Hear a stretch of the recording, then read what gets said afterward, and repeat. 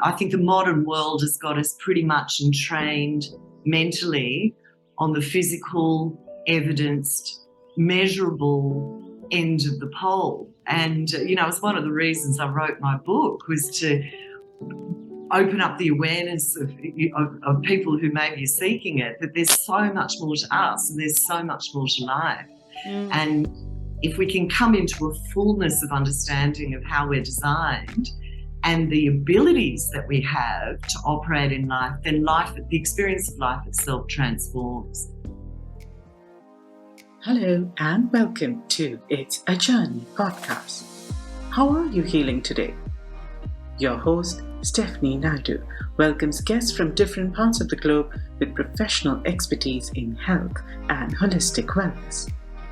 Holistic means physical, emotional, social, and spiritual well-being. So what do all of our guests have in common? It's their dedication to help us with our healing journey and personal development.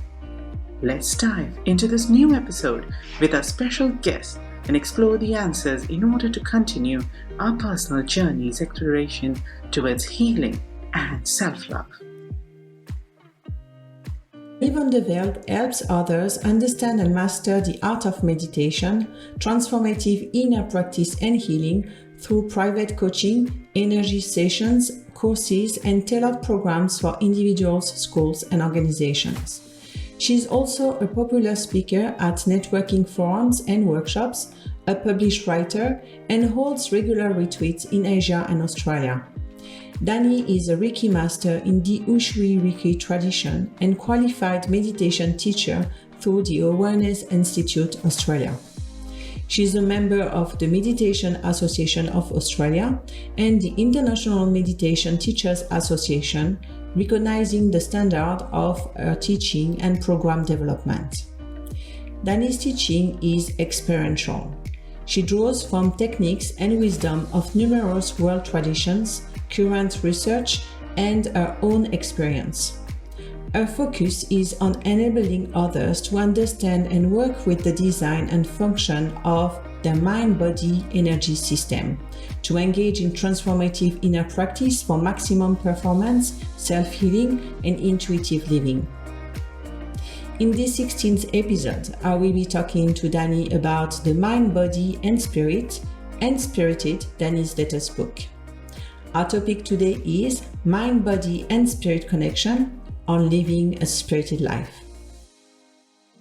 Hi, Dani. Thank you so much for being my guest on my podcast today. I want to wish you a warm welcome. Thank you for being here. Thank you so much, Stephanie. It's lovely to see you. I was trying to think the last time I saw you here in Singapore, and I think we were meditating together at dawn at Fort Canning Park. Was that the last time? Yes, yes, absolutely. Yeah, a few months back. Yeah, no, I'm very happy to be here. Thanks for asking me.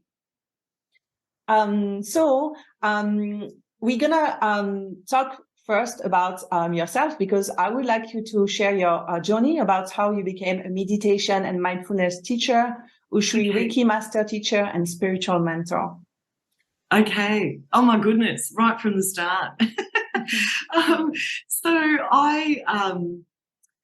I've always had a spiritual aspect in my life from when I was growing up. I was raised in a beautiful family, a family of creatives, and also a Catholic family. And so prayer and ritual and I guess an appreciation of the invisible realms, like angels and guides and all of that kind of stuff was in me right from the start. And I really loved it too. As a little girl, I loved going to church, the community, and my mum's a big rosary prayer, loves the rosary and Our Lady, and so we used to pray the rosary at home and that sort of thing.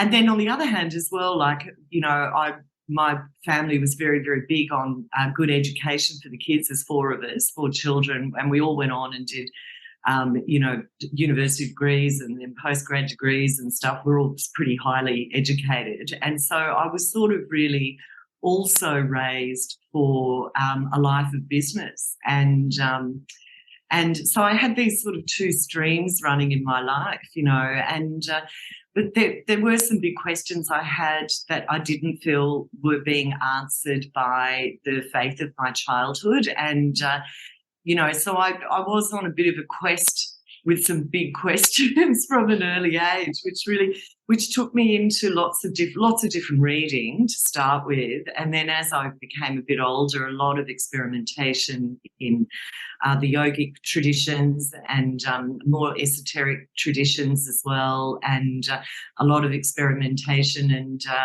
and learning about my mind, body, spirit connection, but not really with a solid teacher, I'd have to say.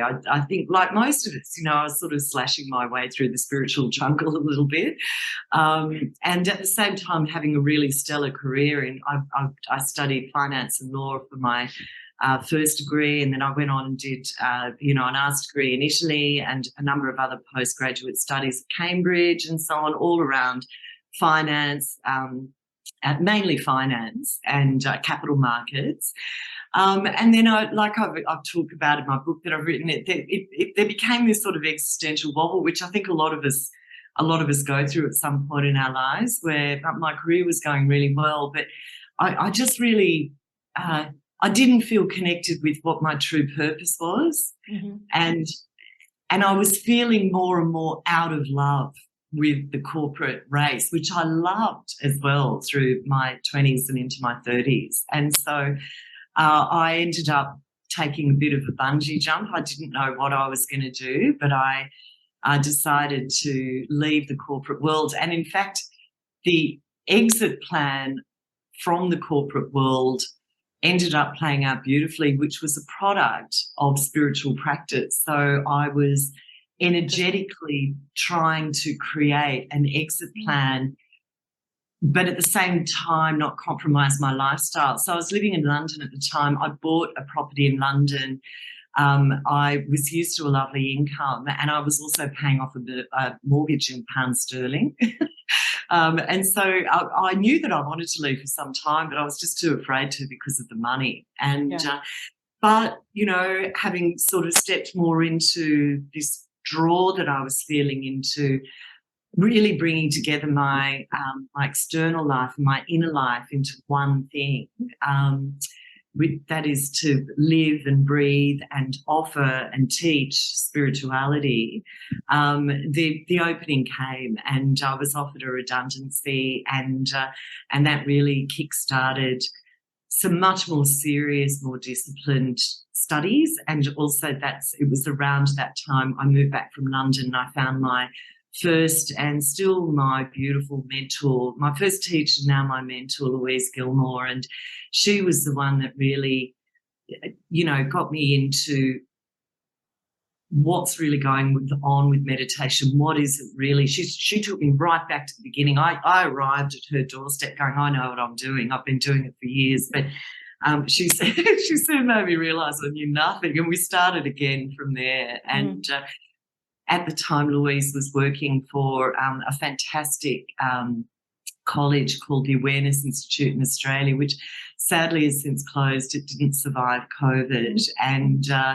And there I went on to get a qualification in meditation teaching under Louise as well.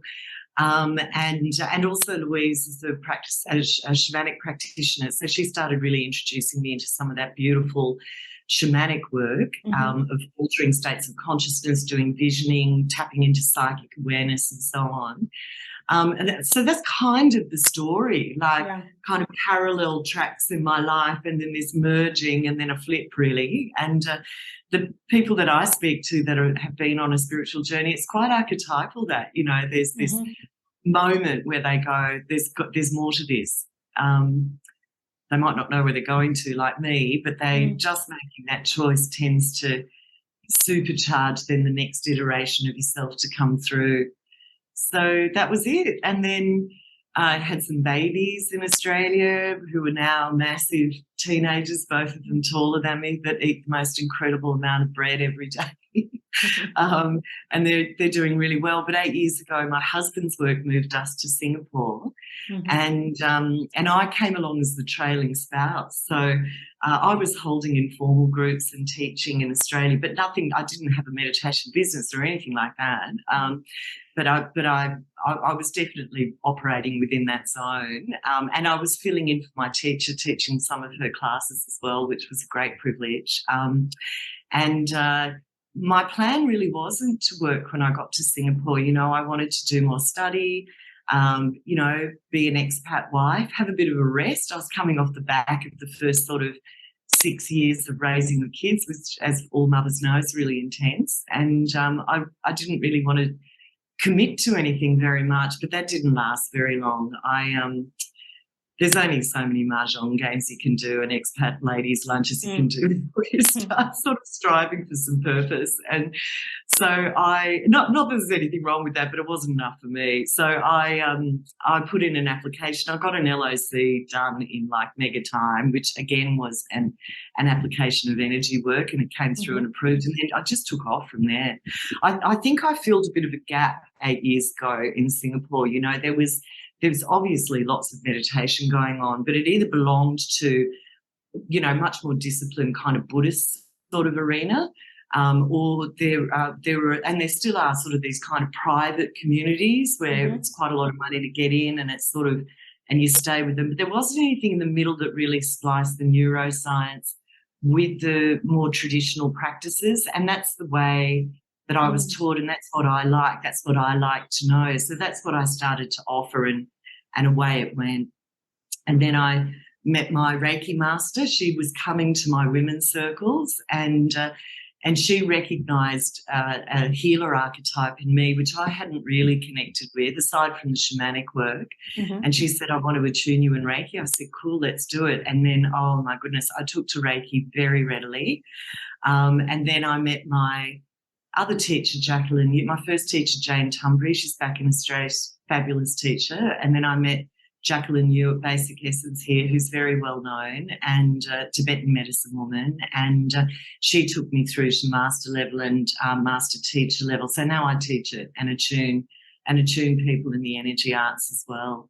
So, and it just keeps evolving, when you're on that spiritual path, which I know you know as well, So as I got more into teaching meditation and more into the healing work, I realised that my psychic abilities were getting stronger and sharper.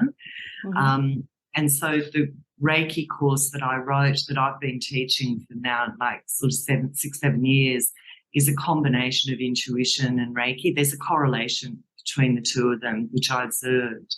And now in the last few years, that's evolved for me also into psychic mediumship. So it just keeps going and going. And the more you explore and the more curious and playful you are, the more beautiful elements of spirituality come into your life. So that's the story. Yeah, so nice, so nice. I want to go back to something you said at the very beginning of the journey, is the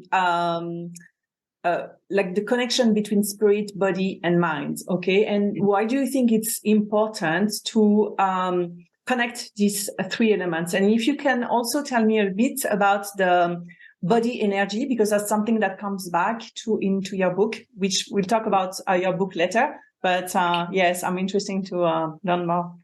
Yeah, okay. So the way I see it, the frame that I like to view it, which makes the most sense to me, and also how I experience myself as well, is through the koshas. So this is from yogic philosophy, and the koshas are that our consciousness is a multi-dimensional set of aspects within our individual consciousness that ranges from physical to mental to emotional to energetic and to spiritual. Now, they're called different things depending on what you're reading.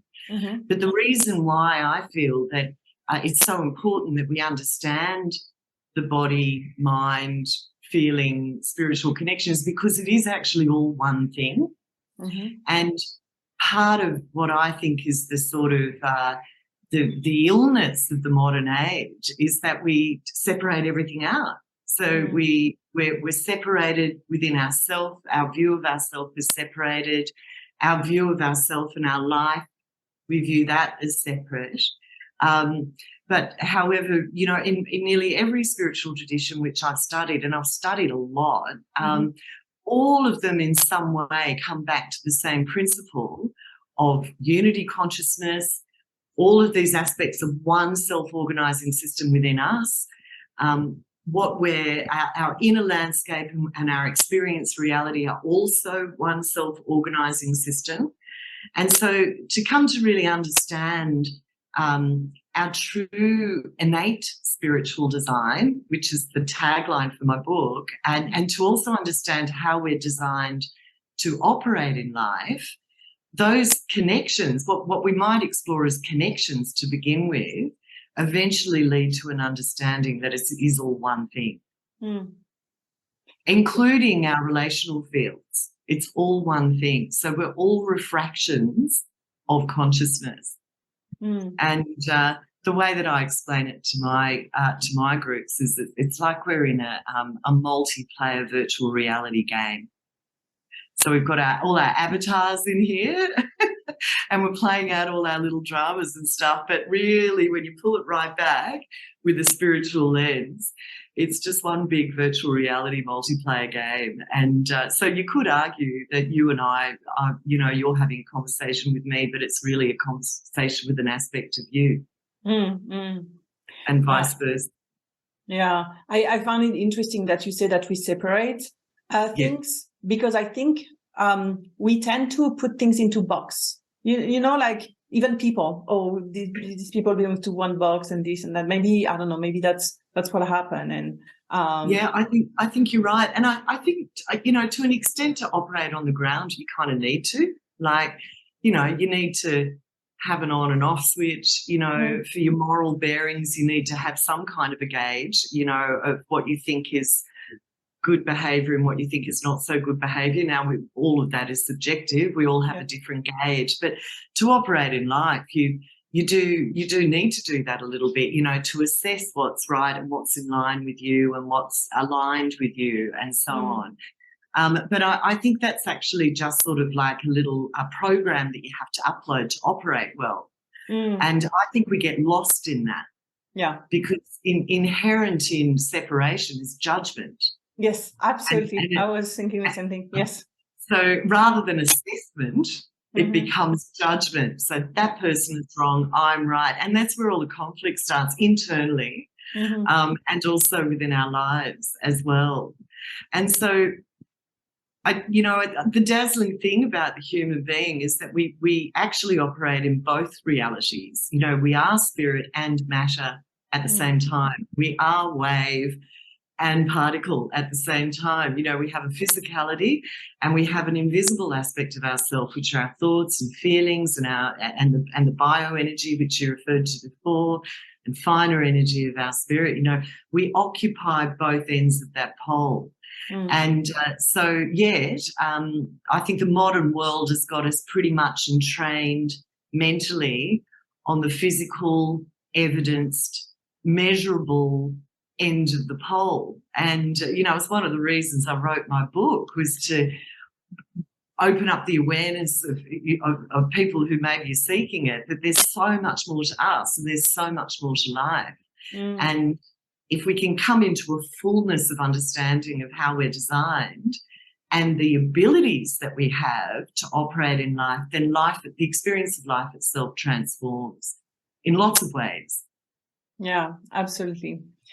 A huge amount of your work is related to meditation, and my spiritual journey started with meditation. So I'm always super excited to talk about meditation. Yeah, me too. I think that's how we're connected too, isn't it? Yes, absolutely. Yeah. So tell us what you know about meditation and what you observe amongst your clients after you included meditation in their daily life. Okay, so I mean, you'd sort of expect to hear this from a meditation teacher, but I really see meditation as equal in measure and importance as the other pillars of our well-being. You know, so we talk about our physical well-being, we talk about exercise and diet. You know, we talk about our mental well-being and we talk about, you know, sort of mindfulness and the content, the company we keep, and so on. But we talk less about our energetic and our spiritual well-being, and meditation is staple for that. And for the very reasons we were talking about before, because to move from dualistic consciousness, from that separating everything out, and to be able to expand our awareness up our pole into oneness. It's not ditching duality, it's just getting a broader, clearer frame on who and what we are.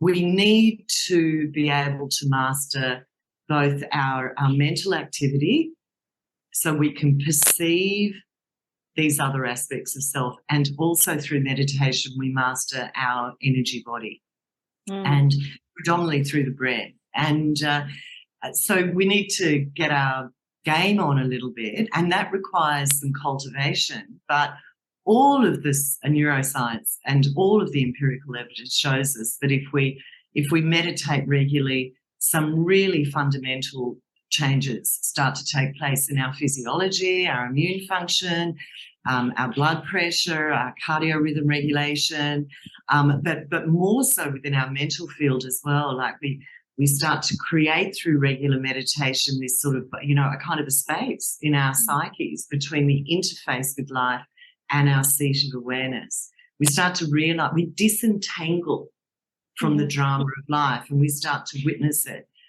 And that obviously has massive impact on all our reactive type of, stress hormones and that sort of thing. But what it also does is that it then enables us to engage with life in a different way, because we've got that pause point. So we engage with discernment and choice, and that's basically what mindfulness is. And from that becomes much more lifewood, altruistic, type experiences. Gratitude becomes very natural. Awe and wonder becomes very natural. Beautiful encounters become very natural. But that's not even the end game. I think the further along we meditate and the deeper we can get into an appreciation and an operational understanding of our spiritual aspect, then we can really start to see that connection between our inner and our outer.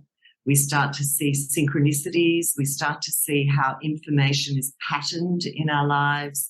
And then from there, what we can actually start emanating different patterns and create change. We start moving from a more expansive way to live to creative living. And so I think the current narrative, I think, is still really positioning meditation as the end game. You've got to learn to meditate, it's almost got an urgency to it, like it's almost a competitive edge to it, crazy. But I don't see it as the end game. I actually see it as the essential enabler. Yeah, and the foundation.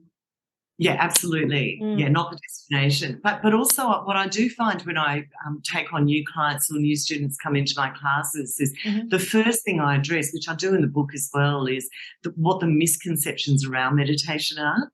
So a lot of people balk at it because they think it's like sitting in a cave in the Himalayas, cross-legged, for years.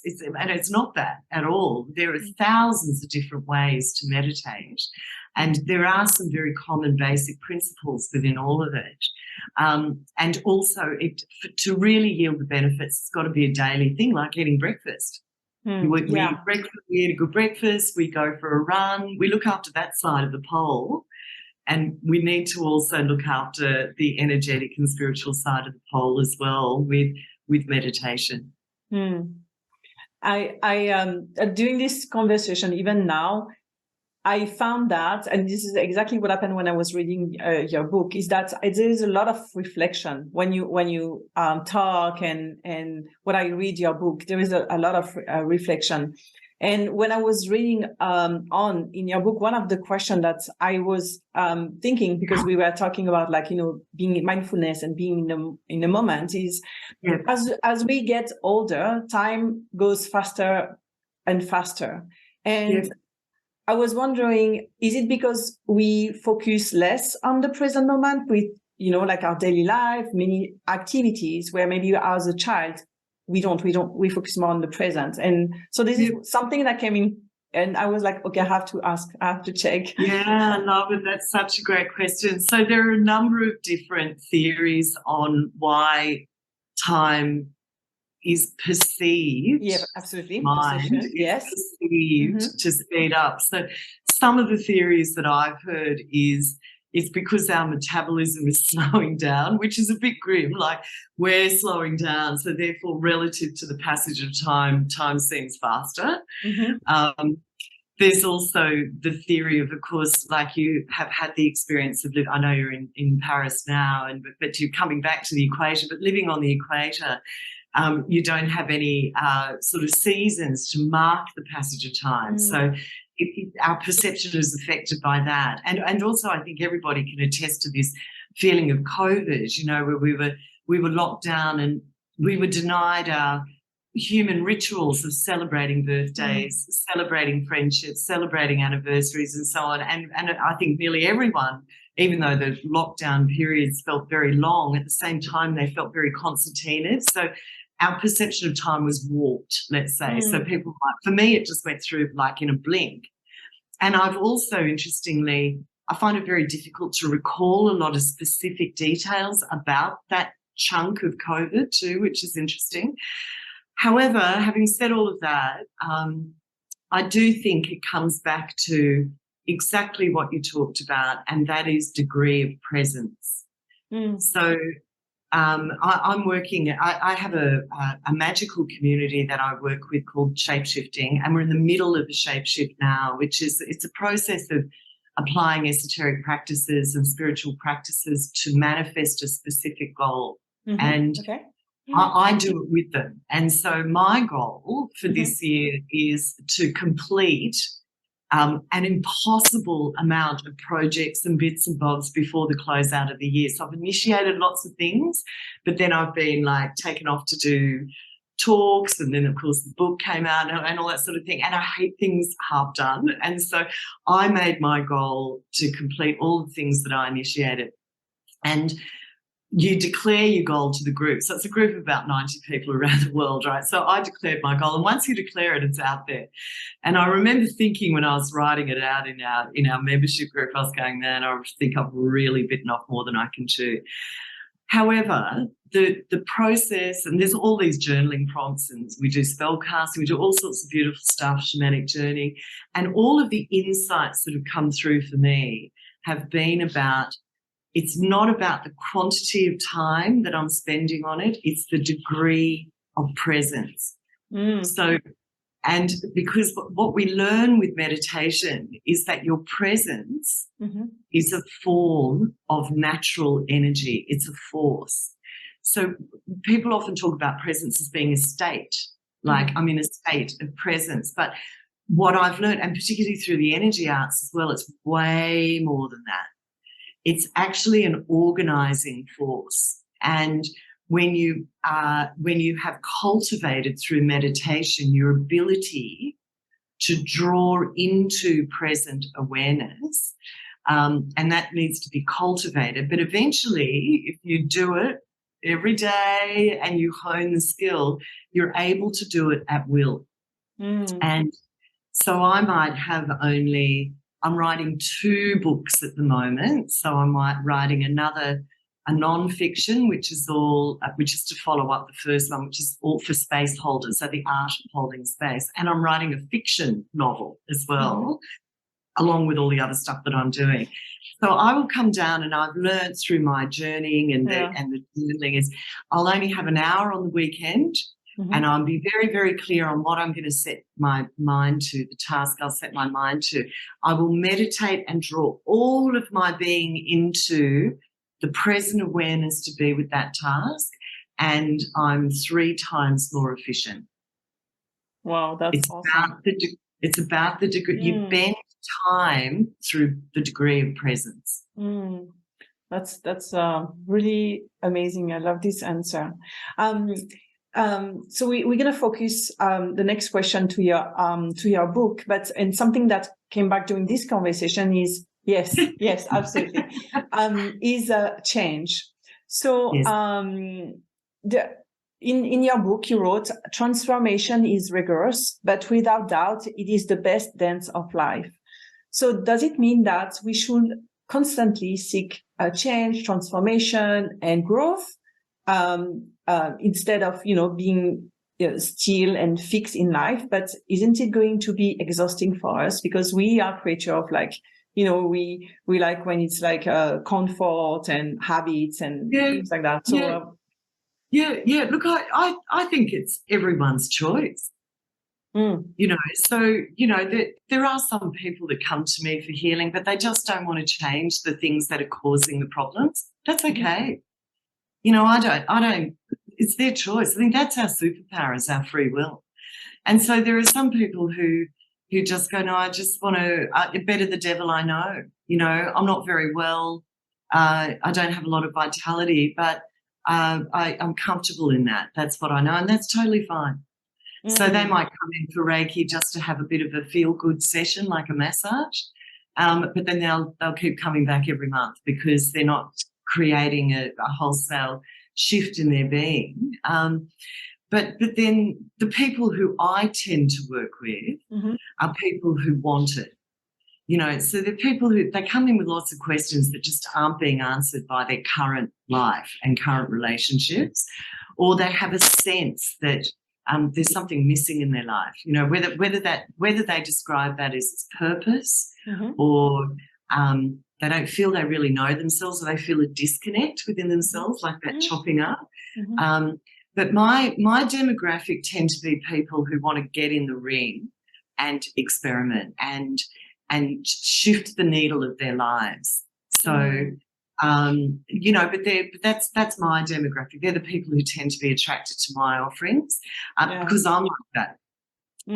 Yes. I am like that. What's the point? Like, it's not a dress rehearsal, right? I reckon we just get into it. And I love, I was saying I've started strength training, which is killing me. But through menopause and stuff, I've got to get the joints oiled, and I want to stay nice and strong and healthy. And I used to run, but and ride my bike. Anyway, so I'm with this strength trainer now, and it's really taking me to new horizons. Like, she's got me trying to do chin-ups and things I've never done in my life, but slowly, I am feeling strength coming into my body, and I'm feeling my ability to move and to load bear in ways that I just did not think I was able to do. And the exhilaration, I'm giving a physical example, of moving into uncharted territory and watching my postmenopausal body respond well is gold, and so I sort of feel the same way with spiritual exploration as well. Like, for me, as I write about in the book, and I talk a lot about with my content and blog posts and stuff, is the exploration of mediumship. Very unexpected for me. Started sort of coming through in my healing sessions, but this is a whole new world for me. And it's redefining my understanding of life and consciousness, and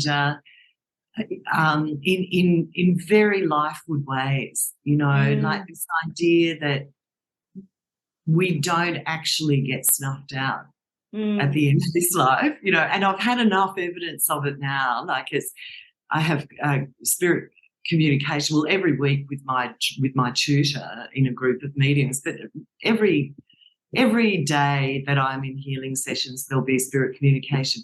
It's super specific. There's absolutely no way I could know or make up these beautiful messages from loved ones that are showing that they're participating in their loved one's life here. They know what's going on. They're loving them. They're guiding them. So again, it's this, I don't think there's an end to it. I don't think there's an end. I think consciousness is infinite. There are just a gazillion different refractions and dimensions within consciousness, and we're designed to play in it if we want to. But getting back to that quote about transformation, that it's rigorous and so on. Oh, can you hear my cat? She's going crazy. No, it's fine. Oh, you can't hear it. Okay. It's my black cat Pluto. What I'm talking about in terms of being rigorous, like I didn't say hard and I didn't say awful. I chose the word rigorous really intentionally because for a couple of reasons. I really arch at the love and light, moonbeams, unicorn kind of Instagram narrative around spiritual practice.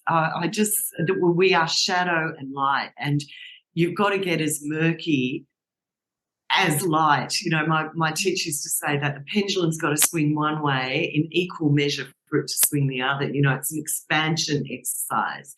So this whole kind of love and light thing, I put rigorous because it's work. You've got to work at it. You know, you do have to meditate every day, just like getting fit. You know, you do have to have a curiosity, a hunger to understand the depth and the breadth of yourself. And you've got to have a lot of questions like, why am I here? And why the family of origin that I was given? And what is my purpose? And this is the kind of personality that comes to my offerings.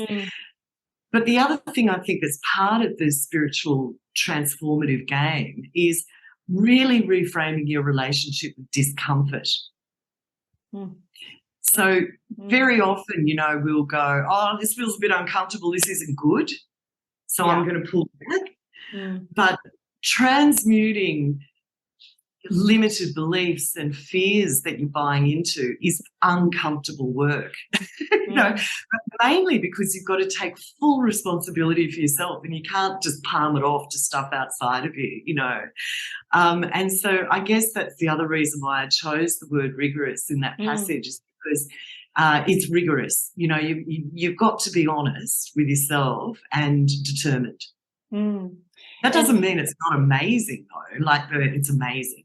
Yeah, and this is exactly the message that I get from you, is that you are living, like, through that, an amazing life. It sounds counterintuitive, like, oh, if I do a lot of effort and things like that, how can we be good? You know what I mean? Yeah. When, you know, if I relax and don't mind, you know, the goodness should be there. But it's the opposite. In the tell me, yes. Yeah, no. I think I get it. I think, like, to your first point, you know, that's a common thing clients come with me, is that is my motivation of wanting to live a liberated, well, abundant, fulfilled life with the expression of love in it, is that selfish? And is that a selfish motivation to engage in spiritual practice, which I think is a fantastic question. And I often will refer, now I'm going to misquote this, okay, but it's a saying from the Buddha. And I think it was one of his students. I'm going to have to look this up because I quote this all the time and I'm never really sure if I'm saying it properly, but the sense of it is true, that it doesn't really matter what your motivation is to get started on the way, because the way will bring you to the way. Yeah. So the big step is just to get started. Yeah. And then your system, your spirit within your system will naturally respond, and then it will direct you to your Dharma, you know, it will direct you. So and this is, do you actually agree with that? Oh, absolutely. This is actually, for us, it's even the scariest part. That's very beginning. This is like where we sometimes we just stop. We don't do it just because that very beginning, that part. Yeah, that very beginning. And also I think some people really balk at this feeling that if they loosen their entanglement and attachment to the physical evidence, material aspect of their life, they will lose control. And their identity and the story of their identity that they've built up will unravel. Yeah. And to an extent that's true, but it's not necessarily messy. Because what also happens along that transformative journey of engaging in your spiritual aspect is a whole stack of other spiritual senses boot up. Mm-hmm. And so intuition, your psychic ability, your ability to navigate with these senses comes into play. And so you become less dependent on your mundane senses of what you can hear and what you can see and what you're sensing of, is that person truthful or not? And you become absolutely, because they're very limited in their perception, they're limited in range, and they're limited in width. Whereas the psychic senses patch you into the hologram. And so you can perceive movement within your field far outside the horizon of your mundane senses. You get much clearer prompting on what action to take or when to be still, or whether this person is aligned with your path or whether this person is not. Your creativity that operates within that aspect of you just unleashes. And so you are far more enabled to live in intuitive flow. It happens, and we're designed for it. But for a lot of people who've never done that, they kind of hold on to the shore, you know, because they're sort of like, no, I don't know what's going to happen. So there is an element of trust. Yeah. But that's kind of where I think my offering's positioned, is to sort of take people and go, okay, let go. I'm going to teach you some tools. There's a whole big community of people here that have all done it, and we're all still doing it. Off you go and swim or fly or whatever analogy you're using. So that's kind of how I see what my job is. Okay. Which I love.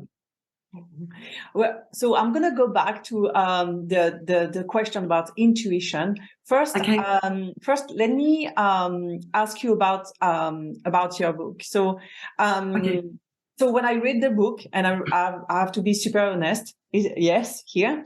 Although I had the Kindle version because I travel a lot, so it was super good.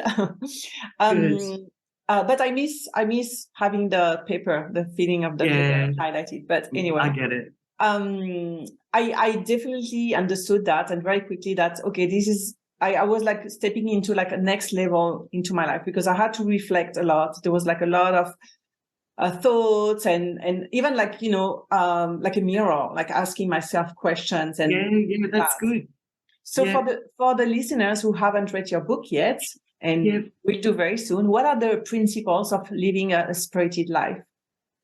So first of all, I'm super happy to hear that reading the book created a reflective dynamic within your mind, how you're thinking about your spiritual path, thinking about your own intuition, all that sort of thing, because that's kind of the purpose of it, you know. It's really just dropping alternative pebbles into the pond, you know, to create some ripples, to create some movement, and particularly to initiate an inquiry. So, you know, because once you ask questions, then you move. So yay to that. And even if there was some of it where you're like, oh, I don't know what that is, or what, it doesn't matter, you know, it's created questioning. So that's fantastic. Yeah. I structured the book in 3 really key areas very intentionally, and so the first part of the book is called The Spirit Self, you know, and this is where I talk about really the sort of, I start with the physiology, and particularly the brain and the heart and the gut, and how the whole body, but particularly these 3 intelligence centers, are actually bridges into the invisible part of the self, you know, by the way they operate, by the energy they emanate, by how they respond to different stimuli like meditation and so on. So there's a bit of science in there as well, which I love. Me too. I like that. You know, that's my sort of like logical brain needing a bone to chew on, you know.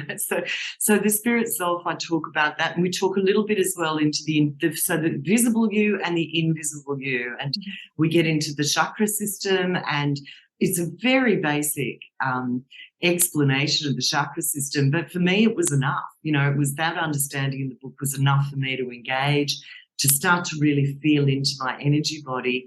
And not only that, if I had an inquiry or I had a situation in my life that I was looking to expand on or change, I would work with the correspondent chakra to do that, to great effect. So the visible, invisible you, that's in the first part of the book. And then the second part of the book, that's spirit self, and then spirit senses. This is where we get right into intuition and how we've all got it. And some of us have flashes of it,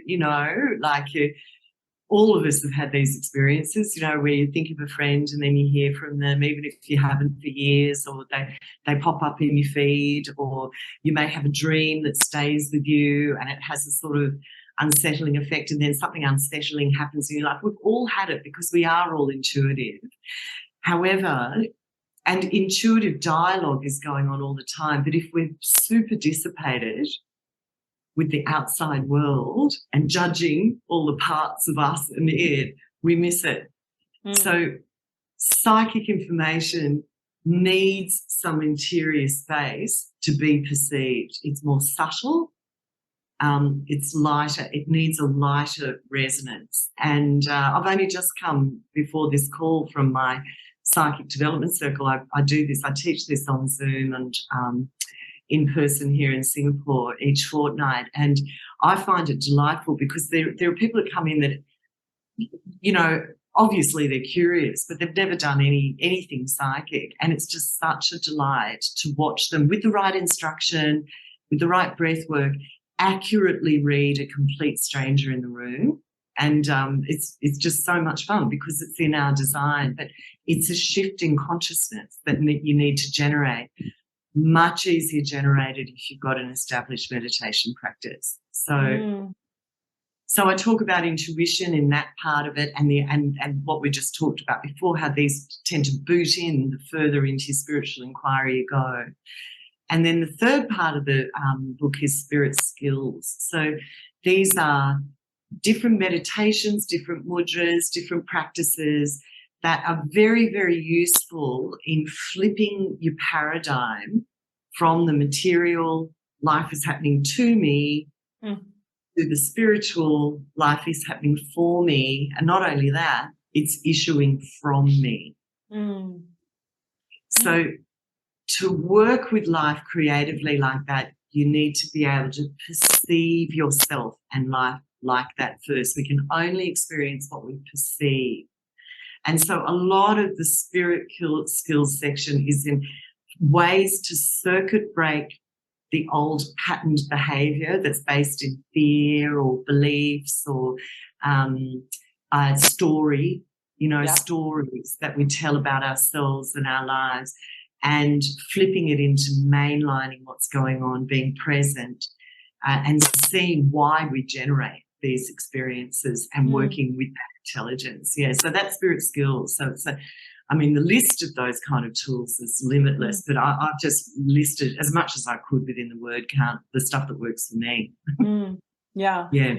And you mentioned because this morning I was in the car with my mom and I was talking about the podcast and we talked about intuition versus the psychic skills. So you are saying, because of course we were not exactly on the same page, but now I feel that I have to bring back the answer to her. So you are saying that intuition, yes, I think it's we have this insight, but even the psychic skills, we do also have this insight, and we just need to develop them and to work on it. Absolutely. So the way that their intuition, again, because we're talking about the human being as being the pole, right, of the incarnate and the disincarnate, of the physical and the invisible and that sort of thing. Our intuitive senses are also on a pole.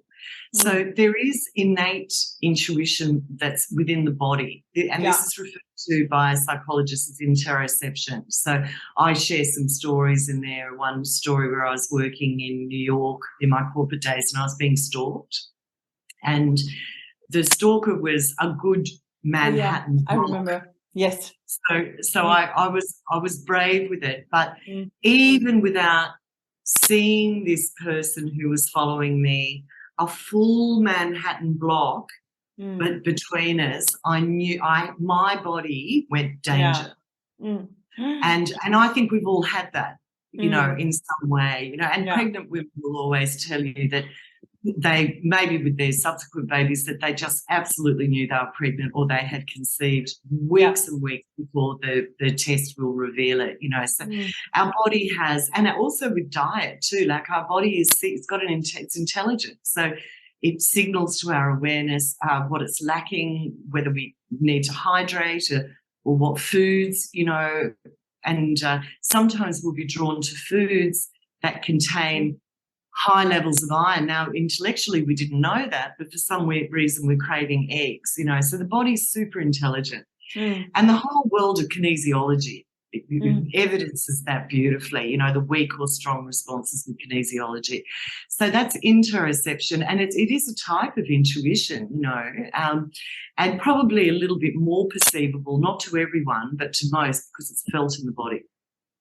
But if we're to look at our intuition as running along that pole to the invisible, then you could say that up the other end of that pole is other psychic senses, or the clairs, you know, clair empathy, clairgustance, clairvoyance, and clairsentience, you know. And these are senses within our energy body that are able to perceive information and energy patterning far wider than our mundane senses can, and we all have them. It doesn't make any sense at all when you look at the design patterning of nature, that we would be born with a visible and invisible aspect, which we can now measure. Like, we can measure thought fields outside the head. We can measure heart fields outside the head, outside the chest. You know, we know that we can photograph auras. We know that we're not just contained in the skin. Why would we be born just with senses that allow us to engage just with the physical? It doesn't make sense. Yeah. But, you know, we're not in cultures and families anymore that teach us, not all of us, some of us are, that teach us how to connect in with those more subtle senses. And all of us are in sensory overload. I mean, we absorb more data in a day now than a middle-aged that a man in the Middle Ages absorbed in a year. It's constant, and that keeps our awareness entrained on the mundane, and plus all the sensory stuff, like our soundscapes are really full now of man-made sounds. We've got disconnection with nature, which is one of the ways to cultivate your more psychic skills. There are all of these factors playing against us, basically. So it's not natural to us anymore to feel into what our psychic senses are telling us. And we're relearning it. You know, I always say that in my groups, is that I'm not teaching you anything new. I'm just helping you remember, you know, and people feel that too. They feel that it's a remembering, like, perhaps back to what they sensed as a child, like you used that example before. You can get lost in a tree and you're sensing things that you can't quite explain, you know. Absolutely. Yeah, absolutely. Before I jump to the last question, I want to add one more thing, because we are talking about your book. Do you mind telling us a little bit about your podcast also? Because I know you have your podcast, and I want to drop that during the conversation. Oh, yes, please. So the podcast is called The Modern Crone, as you know, because I know you listen to it. And it really was a bit of just a COVID, like, I wanted to do something fun. And as obviously, it might be hard to tell, but I love talking with people. I love having conversations about this stuff. And also I felt very disconnected with some of my deeper spiritual community, particularly my shamanic teachers in Peru and in Northern America and around the place, and also some of my friends that have been exploring the energy arts for a long, long time like me. And so my brilliant idea was that I'd just create a podcast and just talk to all the people in my life who I dig and who I think are fantastic, and get them to share their wisdom. So we're now releasing the third season. But the first season was the 21st Century Shaman, and I just contacted all of the shamanic practitioners that I really respect and that I've learned a lot from. They were all very happy to talk because they as well were isolated. That was unexpectedly mega popular. And I thought, oh, okay, I'll do another one. And so I thought, okay, season 2, what's another aspect of my spirited life that maybe be inspiring? And I thought, well, obviously energy healing and the energy art. So I contacted all the people that I know that are good, seasoned, highly regarded healers, and I tried to select people from all different modalities, and spoke to them.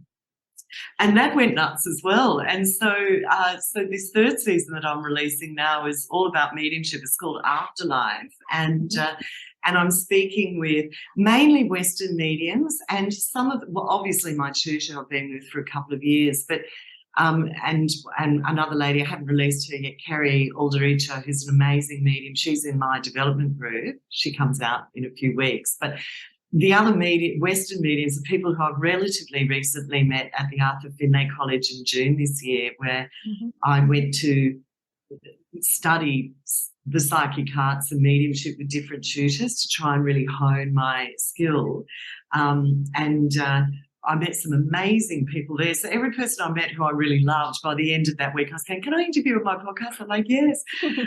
And then there were a couple of people here that I knew to give more of an Eastern view on channeling and spirit guides and the afterlife. One is Noel Boyd, who's a paranormal researcher investigator.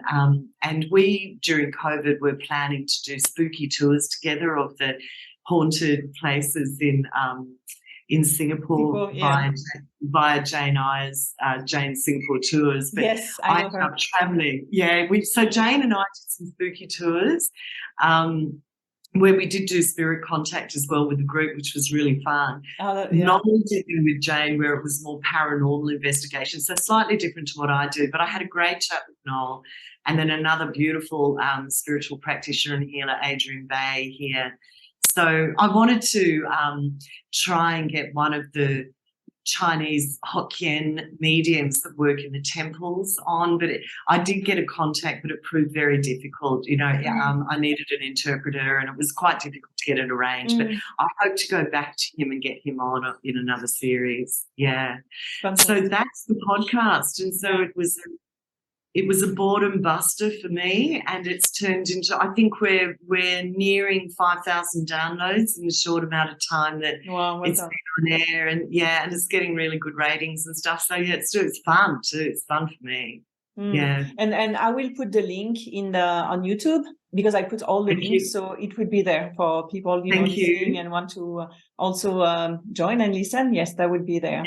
Yeah, and I'm running a little thing as well this season. I'm just trying to get people to rate and review, because if there's reviews on Apple Podcast, it helps other people find it. Absolutely. And so we're going to pick 5 lucky reviewers, and they'll all get a signed copy of my book sent to them. So rate and review, everyone.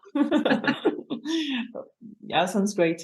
All right, our last question, and I love that question. I would like you to share about your daily practice. Okay, I get asked this a lot, and which I very happily answer. So I start every day. My time for my practice is always early in the morning. I've always been an early riser. I know not everybody is, but I am. And I also find that at the end of a super busy day of teaching and doing healing sessions and stuff, I flake. So if I try and meditate at night and I'm tired, I just get knocked out. And I have a good sleep, but I'm much more interested in moving my consciousness into different states and altering my consciousness through different ways and observing how I do that and deepening my mastery of that. So early morning, I do have a sacred space in my bedroom. If it's raining, I'll light my candles and I'll meditate there at my altar. But if it's a beautiful day, I particularly love the energy of the dawn. So in shamanic traditions, also in Western magical traditions, these liminal times and spaces are very powerful times to enter into altered states of consciousness. So what I mean by that is what I tend to do is drive to the beach. So that's a liminal zone where the sea meets the land. And I'm on the beach just before dawn. And I'm entering into some form of practice. Now, so 2 double liminals, and of course, then if you've got some kind of 11-11 date or something like that, I try and line that up too. But I do that every day. I'm pretty much on the beach every day at dawn. I ride there. So it's from where I live near Tanglin. It's a sort of like a 30k ride there and back. And I'm studying at the Centre for Applied Jungian Studies, so I catch my Jungian lectures on the way there. And then I sit and meditate, and depending on how much time I've got, and then I ride back. The practices vary. There's always breath work, always. And I like classical pranayama, and for me, I regard breath work as sort of like a bit like the warm up and the stretch before you do a run. It's much easier to move into deeper states of meditation and altered states of consciousness if you kind of get your system ready to do that. And the best way to do that is through breath work. Sometimes I will incorporate Qigong if I feel movement is what I need. Sometimes mantra. Sometimes I will just meditate with absolutely no agenda and just feel into the environment. It really depends on where my energy body's at, what activity is going on in my field, whether I've got a question that I'm trying to seek guidance on, or whether I'm just doing maintenance, But I've been doing it long enough that I've got a lot of different ones in my toolkit, and I just do what I'm drawn to do. So the strict aspect of it is that I'm out there every day, unless it's raining, but I'm in practice every day. And the rest just depends on what my system and my life is calling for. And it's definitely it's not a task. It's such a beautiful aspect of my life, and one that I just don't think I could do without, like my morning coffee. It's part of me. Well, great. Thank you so much for sharing and let us peek into your world, your morning routine.